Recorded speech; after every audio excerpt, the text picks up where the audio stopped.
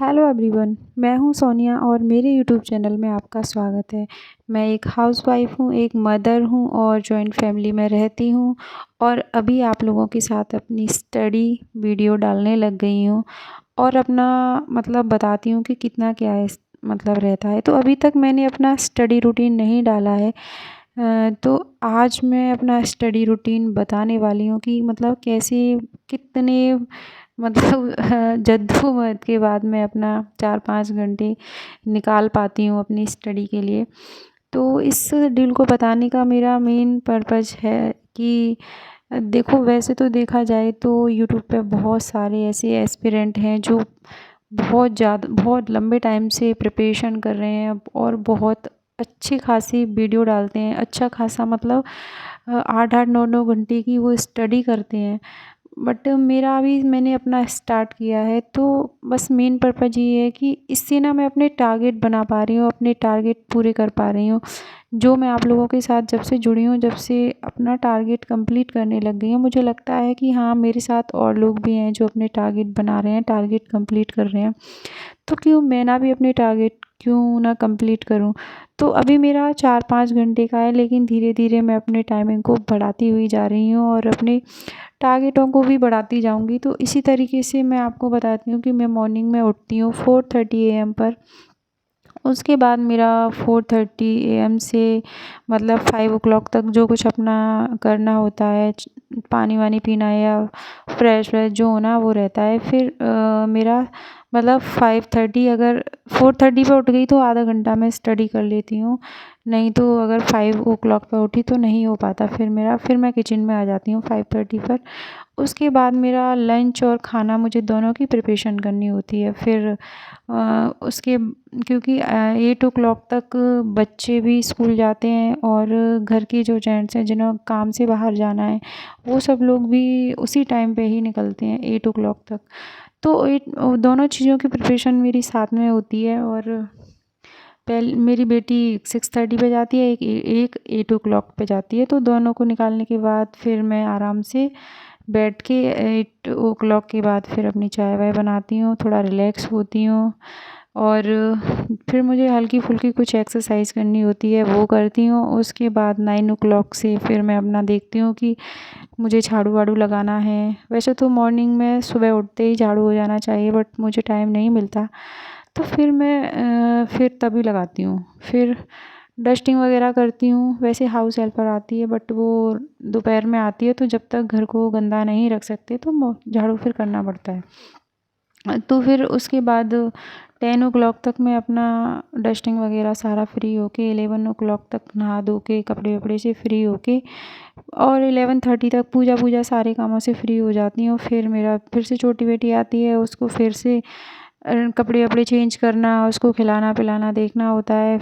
आधा घंटा उसको देती हूँ। फिर दोपहर का खाना फिर बनाना स्टार्ट करती हूँ, तो वही 1 o'clock 1:30 तक मेरा मतलब फ्री होते होते मुझे 1:30 हो जाते हैं। उसके बाद फिर मैं अपना देखती हूँ, पढ़ने के लिए बैठती हूँ और उसको बगल छोटी बेटी को अपनी को सुला लेती हूँ कि वो सो जाए। अगर थकी हुई मैं होती हूँ तो आधा घंटा मैं भी सो जाती हूँ उसके साथ। फिर अपना पढ़ने फिर से बैठ जाती हूँ, फिर आधा घंटा पढ़ती हूँ 2:30 तक। फिर मेरी बड़ी बेटी आती है, फिर उसके साथ भी वही 15 मिनट उसको देने होते हैं। फिर से बैठ जाती हूँ आधा घंटे के लिए। फिर 3:30 पर उसको ट्यूशन छोड़ने जाती हूँ, फिर 15 मिनट वहाँ मेरे जाते हैं। तो इस तरीके से फिर 3:30 उसको छोड़ने के बाद फिर बैठती हूँ। फिर 4:30 तक फिर से अपना स्टडी करती हूँ। फिर 5 o'clock के बाद मुझे चाय वाय बनानी है या कुछ भी करना है थोड़ा सा, तो मैं उठ जाती हूँ। फिर वहाँ आधा घंटा मेरा फिर जाता है। फिर मैं 6:30 तक के लिए फिर बैठ जाती हूँ पढ़ने के लिए। तो इस तरीके से आधा आधा घंटे के और एक एक घंटे के छोटे छोटे मतलब स्लॉटों में मैं अपनी स्टडी करती हूँ, क्योंकि प्रॉपर टाइम तो मुझे बिल्कुल भी नहीं मिलता कि 1-2 घंटे का टाइम मिल जाए। फिर अगर बीच में कोई गेस्ट वगैरह आ जाता है तो वहाँ मेरा ये टाइम बिल्कुल कट हो जाता है, फिर थोड़ा कम और हो जाता है, 5 घंटे की जगह 3 घंटे। लेकिन कोशिश करती हूँ कि हाँ, किसी भी तरह मैं कर पाऊँ। फिर शाम को वही पूजा वूजा और फिर खाने की तैयारी। तो मेरा रात को 10 o'clock आराम से हो जाते हैं, 10 o'clock 10:30 आराम से हो जाते हैं। उसके बाद फिर मैं अपना देखती हूँ कि हाँ मुझे अगर आज वीडियो डालनी है तो उसको एडिटिंग वगैरह करके 11 ओ क्लॉक से फिर 12 ओ क्लॉक तक मेरी स्टडी रहती है। फिर वही रूटीन हो जाता है डेली वाला। तो इस तरह मतलब भागम-भाग के साथ मैं अपना टाइम निकालती हूँ स्टडी के लिए। वैसे तो ये है कि देखो टाइम किसी को नहीं मिलता है, एक हाउसवाइफ़ को तो बिल्कुल भी नहीं। तो अगर हम उम्मीद रखें कि भाई किसी से कि कोई हमारे काम करे या कोई हमें हेल्प करे या कोई हमसे कहे तो कि आप मतलब स्टडी करो, हम आप पे काम करेंगे, तो भाई ऐसा नहीं होता है, ऐसा बिल्कुल भी नहीं होता है। सबके साथ नहीं हो पाता है। और जितने भी सक्सेस लोग हैं मैंने देखा है कि उन्होंने अपनी लाइफ में इन्हीं मुश्किलों के साथ, इन्हीं टारगेटों के साथ सक्सेस को पाया है। बहुत सारे मैंने एस्पिरेंट देखे हैं जो इस तरीके से ही अपने सारे कामों के साथ उन्होंने अपनी सक्सेस को पा लिया। तो मुझे लगता है मैं भी शायद ऐसे ही आप लोगों के साथ जुड़ के अपनी सक्सेस को पा जाऊँ। तो मेन रीज़न मेरा यही था बस वीडियो बनाने का। हालाँकि बहुत सारे एस्पिरेंट हैं जो बहुत ज़्यादा अच्छे-अच्छे टारगेट बनाते हैं, बहुत अच्छी-अच्छी वीडियो अपलोड करते हैं, बहुत अच्छी-अच्छी बातें करते हैं, बस और ज़्यादा कुछ नहीं। बट एक रहता है ना कि एक मतलब है जुनून और हमने टारगेट बनाया है तो हमें अपना पूरा करना है।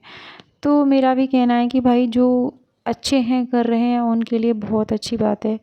और अगर उनके द्वारा मेरे लिए भी कोई एडवाइस हो तो वो मुझे बता सकते हैं कमेंट के ज़रिए से कि हाँ मैं अपने टारगेट को और बढ़ा सकती हूँ और टाइमिंग बचा सकती हूँ। जहाँ तक मैं अपना होता है मैं पूरी कोशिश करती हूँ कि थोड़ा और ज़्यादा टाइम दे सकूँ।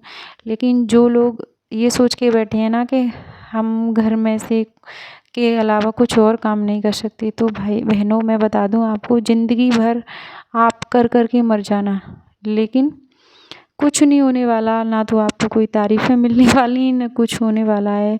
आपकी ज़िंदगी ऐसे ही करते-करते निकल जाएगी। अगर क्योंकि खाना तो सबको ही बनाना है, कुछ भी कर लो, घर के काम सबको ही करने हैं, तो क्यों ना कुछ अलग किया जाए। क्या औरतों की लाइफ़ सिर्फ़ किचन के लिए बनी होती है? बिल्कुल भी नहीं। अगर आपके अंदर ये वाला जुनून है तो आप कुछ कर जाओगे। अदरवाइज़ जो किचन में खुश हैं, वो खुश हैं। और देखो सबकी सिचुएशन